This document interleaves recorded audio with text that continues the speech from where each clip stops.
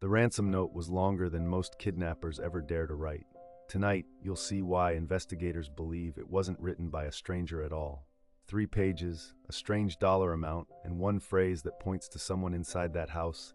You'll see why at minute 12. Boulder, Colorado, December 26, 1996. The morning after Christmas. The streets are quiet, blanketed in cold mountain air, and inside a sprawling Tudor-style home on 15th Street, a mother walks down a back staircase in her bathrobe. Patsy Ramsey is on her way to the kitchen to make coffee. She never reaches the coffee pot. Halfway down the stairs, she finds 3 sheets of lined notebook paper laid out neatly across one of the steps. She bends down, she begins to read, and within seconds, she is screaming a sound her husband would later describe as the most terrifying noise he had ever heard in his life. The note is 2.5 pages long, 2.5 pages, hand-printed in black felt-tip pen. It begins with the words, "Mr. Ramsey, listen carefully." It claims to be from a small foreign faction. It demands $118,000 in exchange for the safe return of the Ramsey's 6-year-old daughter, JonBenét. It warns of beheadings. It warns of execution. It quotes lines that sound pulled directly from Hollywood thrillers. And it ends with the chilling sign-off, "Victory, SBTC." But here's what no professional investigator could understand, then or now. Kidnappers don't write novels. They write 3 lines, 5 lines at most. They demand the money, they give instructions, and they vanish. A real ransom note is short, cold, and functional. This note was something else entirely. It was theatrical. It was personal. It was, in the words of one FBI veteran, the longest ransom note in the history of American crime. And almost every word in it raised a question that has never been answered. Tonight on Dark Cases, we are not going to retell the entire JonBenét Ramsey story. You have heard it, the beauty pageants, the basement, the garrote, the grand jury. Instead, we're going to do something different. We're going to put that ransom note under a microscope, line by line, contradiction by contradiction. And we are going to show you exactly why, nearly 3 decades later, the document found on those back stairs is still considered, by many forensic experts, the most bizarre piece of evidence in American criminal history. Let's begin with the moment of discovery. Patsy Ramsey told police she came down the spiral staircase at around 5:52 in the morning. She saw the pages on a step she said she would normally have to step over to continue down. She read the first line, dropped the note, and ran to check JonBenét's bedroom. The bed was empty. She screamed for her husband John. He came running. And then, according to their own statements, the parents did something investigators found difficult to explain. Patsy called 911. Then she called friends. Then she called family. Within an hour, the house was full of people.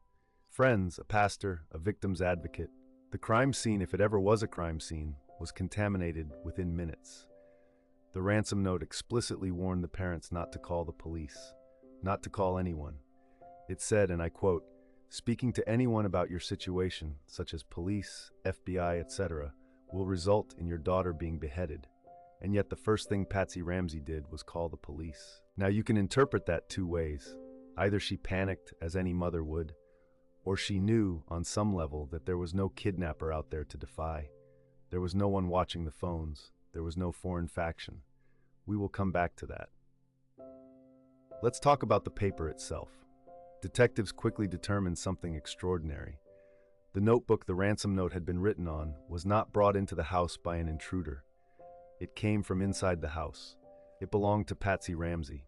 It was a pad of lined paper that sat in a small alcove off the kitchen near a telephone.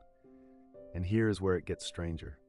Investigators found what they called a practice note, an earlier abandoned draft written on the same pad beginning with the words Mr. and Mrs. I, then crossed out, then started again.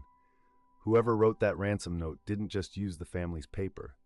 They stood in the Ramsey home, perhaps for as long as 21 minutes according to handwriting estimates, drafting and redrafting. The pen used to write the note was also from the house. It was returned to its holder in the kitchen after use. Returned, replaced, put back where it belonged. Now imagine that. Imagine you are a kidnapper. You have just murdered or abducted a 6-year-old child. You are in a strange house in the middle of the night. And you sit down at the kitchen counter and write a 2.5-page letter on the homeowner's stationery with the homeowner's pen, and then carefully put the pen back. It defies logic, it defies behavior, it defies every documented case of stranger-on-stranger abduction in American history. But let's go deeper. Let's talk about the words on the page. The note demanded $118,000, an unusual amount. Not 100,000, not $250,000, 118,000 specifically. And here is the detail that, more than any other, has haunted this case for nearly 30 years. John Ramsey had received a bonus from his company Access Graphics just months earlier. The amount of that bonus? $118,117.50. Almost exactly the ransom figure. A figure known only to John, to his accountant, and to a small number of people inside his immediate professional and personal circle. A kidnapper from a foreign faction would have no reason, no way, to know that number. Whoever wrote that note knew the family's finances intimately. The language itself is another puzzle. Forensic linguists have studied this note for decades. It is, in places, polite, in other places, theatrical. It uses phrases like, "Don't try to grow a brain, John." It references the Southern common sense of John Ramsey. It uses movie quote language. The phrase, "Don't try to grow a brain," echoes nearly word for word a line from the 1994 film Speed. The reference to a small foreign faction echoes ruthless people. The line, "Listen carefully," echoes Dirty Harry. The line, "We are a group of individuals," echoes language from Ransom, a Mel Gibson film that had just been released. Now, you can argue coincidence. Many phrases overlap with many films, but to find this many cinematic echoes in a single document is statistically remarkable. The note reads as if someone was performing the role of a kidnapper, not actually being one. And then there's the structure. The note has chapters. It has acts. It opens with an introduction, builds to demands, escalates to threats, includes operational detail about the money pickup, and ends with a flourish. Victory. SBTC real ransom notes don't have flourishes. They don't sign off with exclamation points. They don't include literary structure. This note was written by someone with time, someone with composure, someone with no fear of being interrupted. Which raises an obvious question. Who, in that house, on that night, would have had that kind of composure after a 6-year-old girl had just been killed in the basement? Let's turn to the handwriting. This is where the case becomes most controversial. From the very beginning, investigators focused on Patsy Ramsey. Why? Because the handwriting on the note, in the view of multiple analysts, bore striking similarities to her own. The way certain letters were formed, the shape of the lowercase a, the slant, the pressure, the spacing. Patsy Ramsey gave at least 5 handwriting samples during the investigation. 5. That is an extraordinary number. Investigators wanted more and more and more because they kept finding things. They could not conclusively prove she wrote the note. 6 expert analysts examined her samples. None of them ruled her out. Let me repeat that. Not a single handwriting analyst, over years of examination, was willing to definitively eliminate Patsy Ramsey as the author of that note. John Ramsey, by contrast, was excluded fairly early. So was the housekeeper. So were the friends who came to the house that morning. But Patsy remained until the day she died of cancer in 2006, the only known person whose handwriting could not be excluded. Now, this does not prove she wrote it. We need to be careful. Handwriting analysis is not fingerprinting. It is not DNA. It is interpretive. And the experts who examined Patsy's samples noted that she appeared, in later samples, to deliberately alter her handwriting, to print more carefully, to change the slant, to break habits. Whether that was conscious or unconscious, we will never know. But the pattern itself raised alarm bells inside the Boulder Police Department. Let's pause here and consider the alternative theory, the intruder theory. This is the theory long championed by the Ramsey family, by their legal team, and eventually in 2008 by the Boulder District Attorney Mary Lacey, who issued a public letter exonerating the family based on touch DNA found on JonBenét's clothing.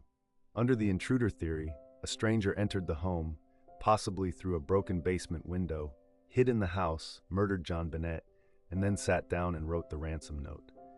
Proponents of this theory argue that the foreign DNA on JonBenét's underwear and long johns, from an unknown male is the killer's DNA.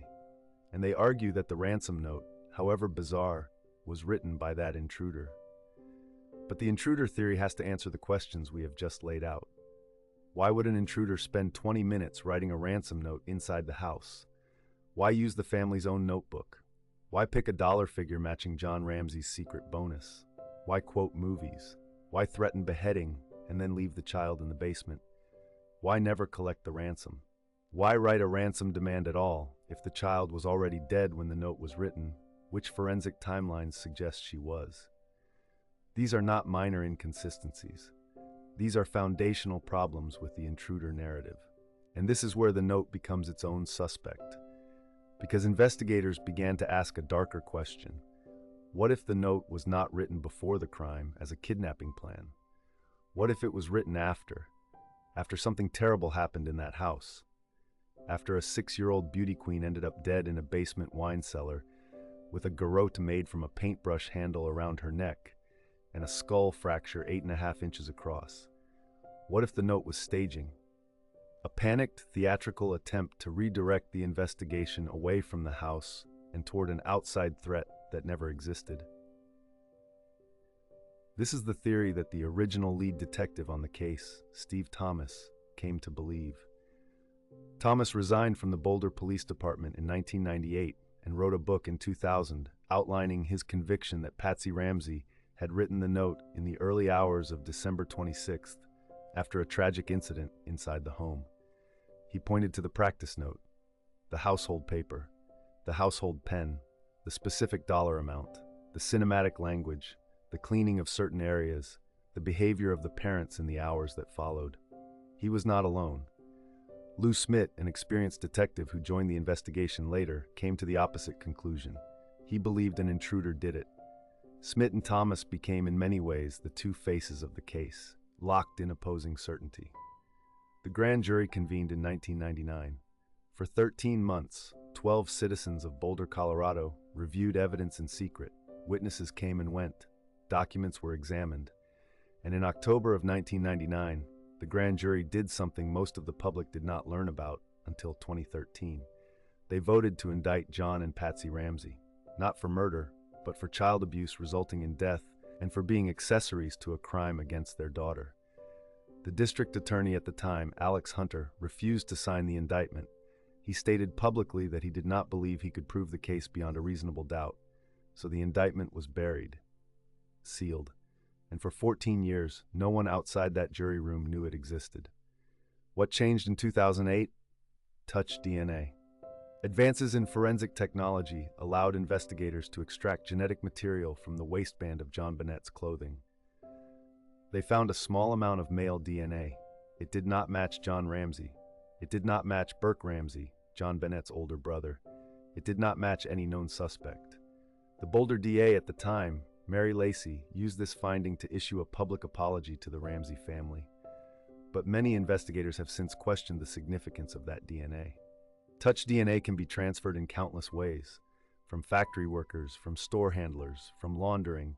It is not conclusive evidence of a killer. It is evidence of contact, often distant contact, which brings us always back to the note, because the note does not care about touch DNA. The note exists as a physical artifact with its own internal evidence, and the internal evidence keeps pointing back to that house, to that family, to that morning. Let me share one final detail that even seasoned true crime followers sometimes miss. The sign-off, SBTC, 3 letters. No one has ever definitively explained what they stand for. Theories abound. Saved by the Cross, a possible reference to Patsy Ramsey's deep evangelical Christian faith. Subic Bay Training Center, a naval base in the Philippines where John Ramsey had served during his time in the Navy. Strangle, bludgeon, torture child. Each theory has supporters, none can be proven. But notice the pattern. 2 of the 3 leading interpretations relate directly to the parents, to their lives, to their pasts, to their faith. Not to a foreign faction, not to a stranger, to them. And notice this. A real kidnapper signing off with initials would presumably be signing off with initials that mean something to them or to a group.